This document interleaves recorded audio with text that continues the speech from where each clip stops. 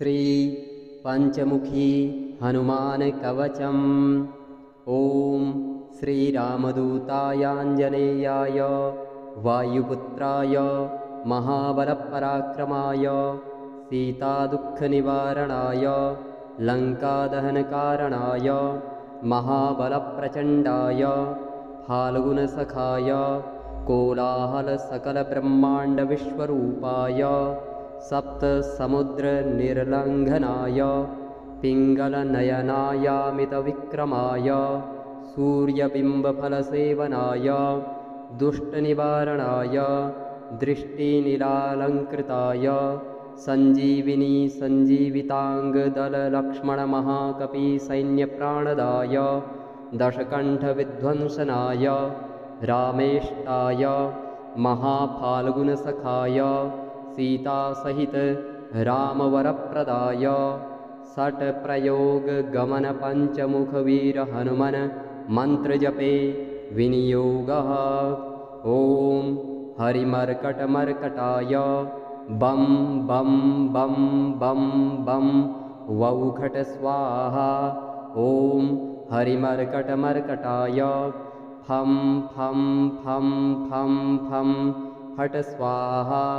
ॐ हरिमर्कटमर्कटाय खें खें खें खें खें मारणाय स्वाहा। ॐ हरिमर्कटमर्कटाय लुं लुं लुं लुं लुं आकर्षितसकलसम्पत्कराय स्वाहा।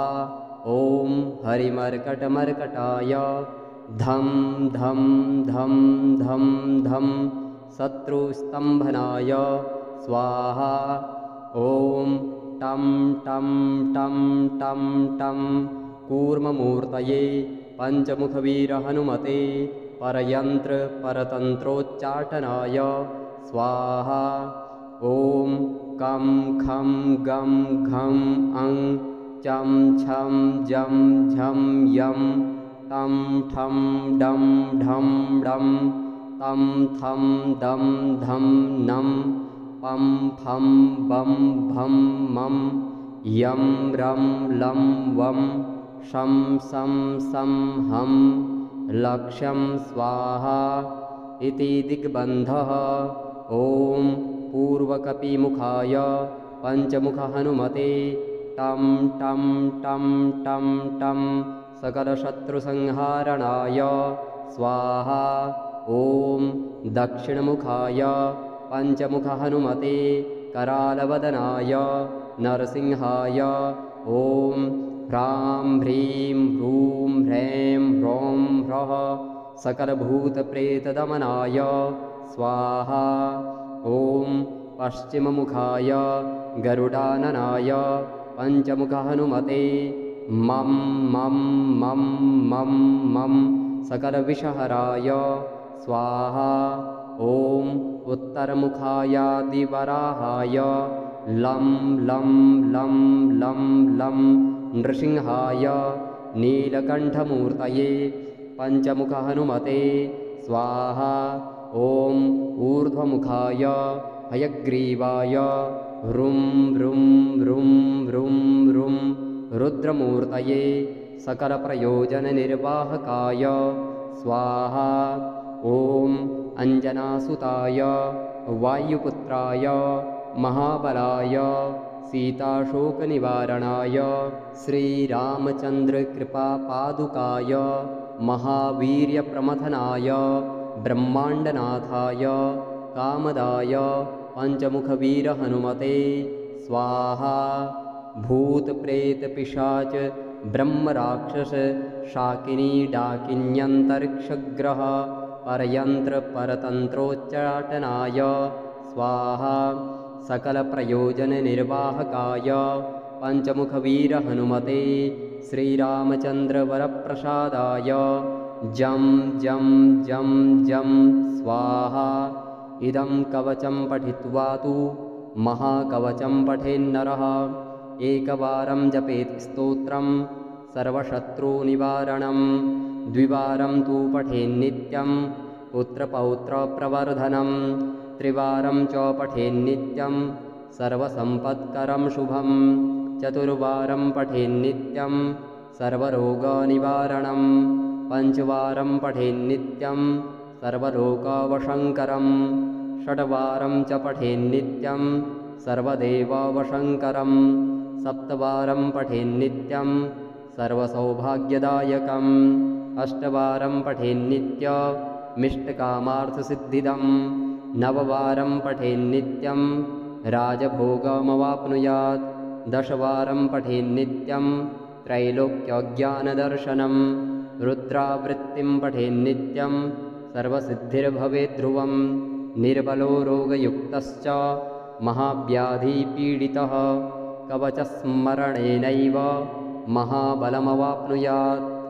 ॐ श्रीरामदूतायाञ्जनेयाय वायुपुत्राय महाबलपराक्रमाय सीतादुःखनिवारणाय लङ्कादहनकारणाय महाबलप्रचण्डाय फाल्गुनसखाय कोलाहलसकलब्रह्माण्डविश्वरूपाय सप्तसमुद्रनिर्लङ्घनाय पिङ्गलनयनायामितविक्रमाय सूर्यबिम्बफलसेवनाय दुष्टनिवारणाय दृष्टिनिरालङ्कृताय सञ्जीविनी सञ्जीविताङ्गदललक्ष्मणमहाकपिसैन्यप्राणदाय दशकण्ठविध्वंसनाय रामेष्टाय महाफाल्गुनसखाय सीतासहित रामवरप्रदाय षट्प्रयोगगमनपञ्चमुखवीरहनुमन् मन्त्रजपे विनियोगः। ॐ हरिमर्कटमर्कटाय बं बं बं बं बं वौघट स्वाहा। ॐ हरिमर्कटमर्कटाय फं फं फं फं फं फट स्वाहा। ॐ हरिमर्कटमर्कटाय खें खें खें खें खें मारणाय स्वाहा। ॐ हरिमर्कटमर्कटाय लुं लुं लुं लुं लुं आकर्षितसकलसम्पत्कराय स्वाहा। ॐ हरिमर्कटमर्कटाय धं धं धं धं धं शत्रुस्तम्भनाय स्वाहा। ॐ टं टं टं टं टं कूर्ममूर्तये पञ्चमुखवीरहनुमते परयन्त्रपरतन्त्रोच्चाटनाय स्वाहा। ॐ कं खं गं घं अं चं छं जं झं यं तं ठं डं ढं डं तं थं दं धं नं पं फं बं भं मं यं रं लं वं शं सं सं हं लक्ष्यं स्वाहा इति दिग्बन्धः। ॐ पूर्वकपिमुखाय पञ्चमुखहनुमते टं टं टं टं टं सकलशत्रुसंहारणाय स्वाहा। ॐ दक्षिणमुखाय पञ्चमुखहनुमते करालवदनाय नरसिंहाय ॐ ह्रां ह्रीं ह्रूं ह्रैं ह्रौं ह्रः सकलभूतप्रेतदमनाय स्वाहा। ॐ पश्चिममुखाय गरुडाननाय पञ्चमुखहनुमते मं मं मं मं मं सकलविषहराय स्वाहा। ॐ उत्तरमुखायादिवराहाय लं लं लं लं लं नृसिंहाय नीलकण्ठमूर्तये पञ्चमुखहनुमते स्वाहा। ॐ ऊर्ध्वमुखाय हयग्रीवाय ह्रुं ह्रुं ह्रुं ह्रुं ह्रुं रुद्रमूर्तये सकलप्रयोजननिर्वाहकाय स्वाहा। ॐ अञ्जनासुताय वायुपुत्राय महाबलाय सीताशोकनिवारणाय श्रीरामचन्द्रकृपापादुकाय महावीर्यप्रमथनाय ब्रह्माण्डनाथाय कामदाय पञ्चमुखवीरहनुमते स्वाहा। भूतप्रेतपिशाच ब्रह्मराक्षस शाकिनी डाकिन्यन्तरिक्षग्रह परयन्त्रपरतन्त्रोच्चाटनाय स्वाहा। सकलप्रयोजननिर्वाहकाय पञ्चमुखवीरहनुमते श्रीरामचन्द्रवरप्रसादाय जं जं जं जं स्वाहा।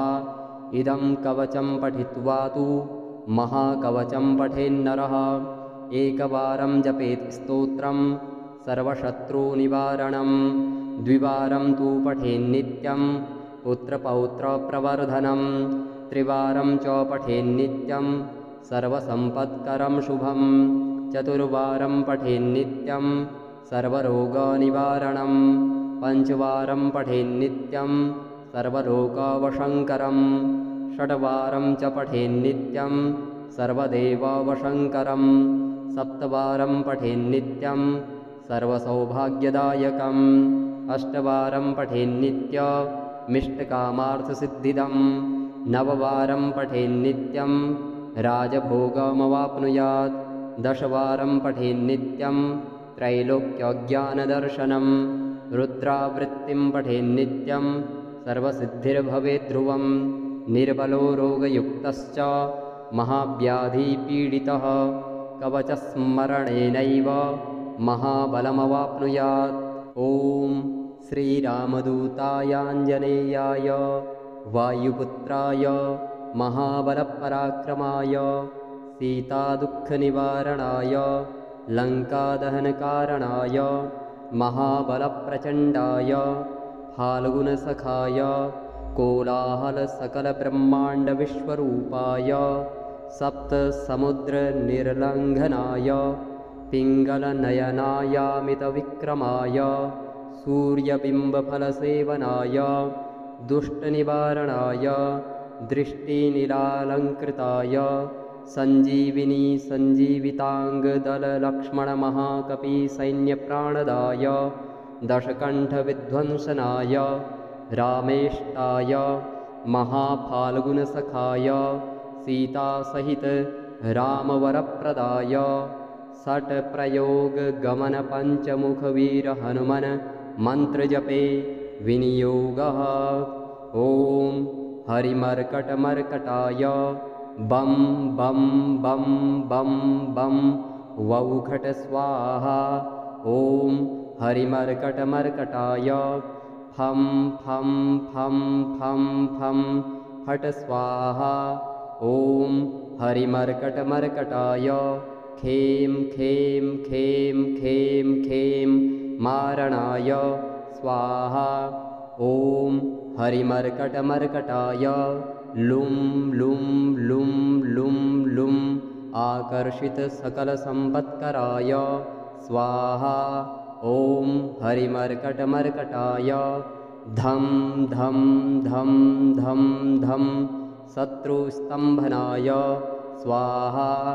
ॐ टं टं टं टं टं कूर्ममूर्तये पञ्चमुखवीरहनुमते परयन्त्रपरतन्त्रोच्चाटनाय स्वाहा। ॐ कं खं गं घं अं चं छं जं झं यं तं ठं डं ढं डं तं थं दं धं नं पं फं बं भं मं यं रं लं वं शं सं सं हं लक्ष्यं स्वाहा इति दिग्बन्धः। ॐ पूर्वकपिमुखाय पञ्चमुखहनुमते टं टं टं टं टं सकलशत्रुसंहारणाय स्वाहा। ॐ दक्षिणमुखाय पञ्चमुखहनुमते करालवदनाय नरसिंहाय ॐ ह्रां ह्रीं ह्रूं ह्रैं ह्रौं ह्रः सकलभूतप्रेतदमनाय स्वाहा। ॐ पश्चिममुखाय गरुडाननाय पञ्चमुखहनुमते मं मं मं मं मं सकलविषहराय स्वाहा। ॐ उत्तरमुखायादिवराहाय लं लं लं लं लं नृसिंहाय नीलकण्ठमूर्तये पञ्चमुखहनुमते स्वाहा। ॐ ऊर्ध्वमुखाय हयग्रीवाय ह्रुं ह्रुं ह्रुं ह्रुं ह्रुं रुद्रमूर्तये सकलप्रयोजननिर्वाहकाय स्वाहा। ॐ अञ्जनासुताय वायुपुत्राय महाबलाय सीताशोकनिवारणाय श्रीरामचन्द्रकृपापादुकाय महावीर्यप्रमथनाय ब्रह्माण्डनाथाय कामदाय पञ्चमुखवीरहनुमते स्वाहा। भूतप्रेतपिशाच ब्रह्मराक्षस शाकिनी डाकिन्यन्तरिक्षग्रह परयन्त्रपरतन्त्रोच्चाटनाय स्वाहा। सकलप्रयोजननिर्वाहकाय पञ्चमुखवीरहनुमते श्रीरामचन्द्रवरप्रसादाय जं जं जं जं स्वाहा।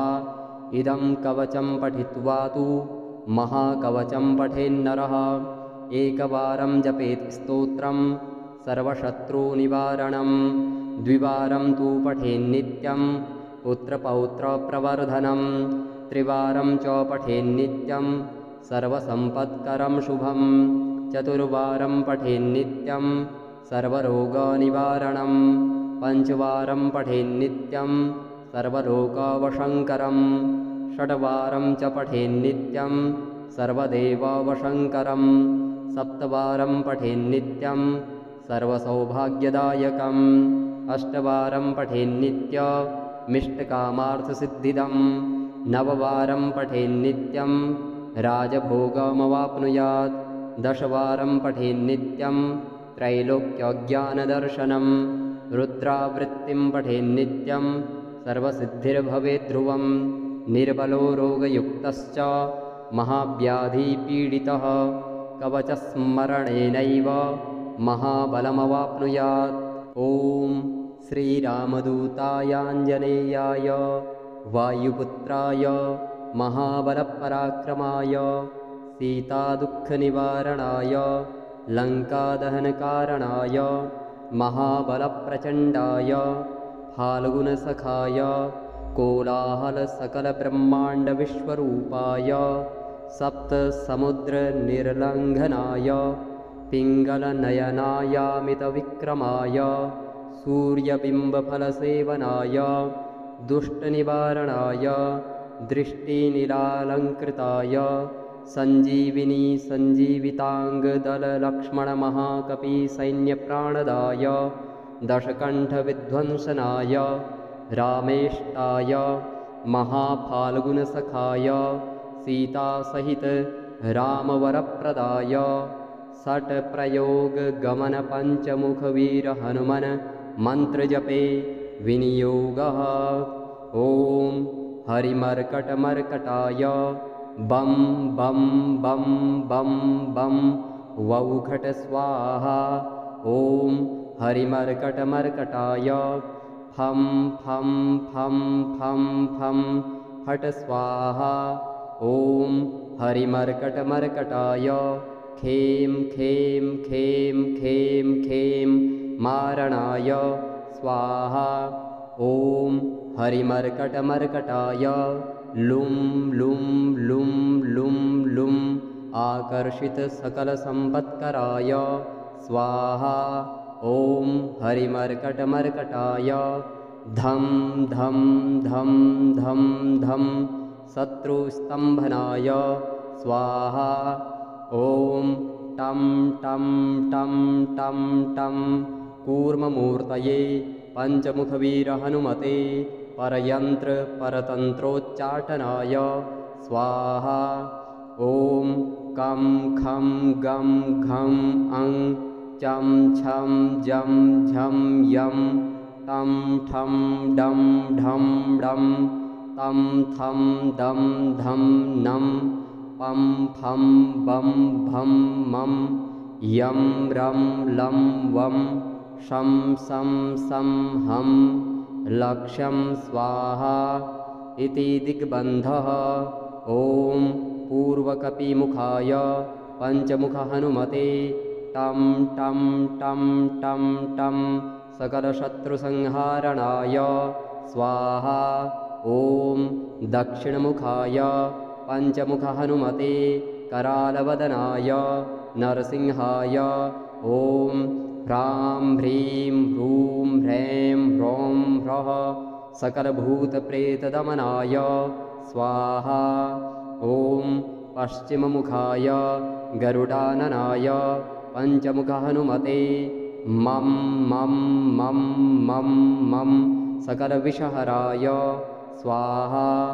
ॐ उत्तरमुखायादिवराहाय लं लं लं लं लं नृसिंहाय नीलकण्ठमूर्तये पञ्चमुखहनुमते स्वाहा। ॐ ऊर्ध्वमुखाय हयग्रीवाय ह्रुं ह्रुं ह्रुं ह्रुं ह्रुं रुद्रमूर्तये सकलप्रयोजननिर्वाहकाय स्वाहा। ॐ अञ्जनासुताय वायुपुत्राय महाबलाय सीताशोकनिवारणाय श्रीरामचन्द्रकृपापादुकाय महावीर्यप्रमथनाय ब्रह्माण्डनाथाय कामदाय पञ्चमुखवीरहनुमते स्वाहा। भूतप्रेतपिशाच ब्रह्मराक्षस शाकिनी डाकिन्यन्तरिक्षग्रह परयन्त्रपरतन्त्रोच्चाटनाय स्वाहा। सकलप्रयोजननिर्वाहकाय पञ्चमुखवीरहनुमते श्रीरामचन्द्रवरप्रसादाय जं जं जं जं स्वाहा। इदं कवचं पठित्वा तु महाकवचं पठेन्नरः एकवारं जपेत् स्तोत्रं सर्वशत्रुनिवारणं द्विवारं तु पठेन्नित्यं पुत्रपौत्रप्रवर्धनं त्रिवारं च पठेन्नित्यं सर्वसम्पत्करं शुभं चतुर्वारं पठेन्नित्यं सर्वरोगनिवारणं पञ्चवारं पठेन्नित्यं सर्वलोकवशङ्करं षड्वारं च पठेन्नित्यं सर्वदेववशङ्करं सप्तवारं पठेन्नित्यं सर्वसौभाग्यदायकम् अष्टवारं पठेन्नित्यमिष्टकामार्थसिद्धिदं नववारं पठेन्नित्यं राजभोगमवाप्नुयात् दशवारं पठेन्नित्यं त्रैलोक्यज्ञानदर्शनं रुद्रावृत्तिं पठेन्नित्यं सर्वसिद्धिर्भवेद्ध्रुवं निर्बलो रोगयुक्तश्च महाव्याधिपीडितः कवचस्मरणेनैव महाबलमवाप्नुयात्।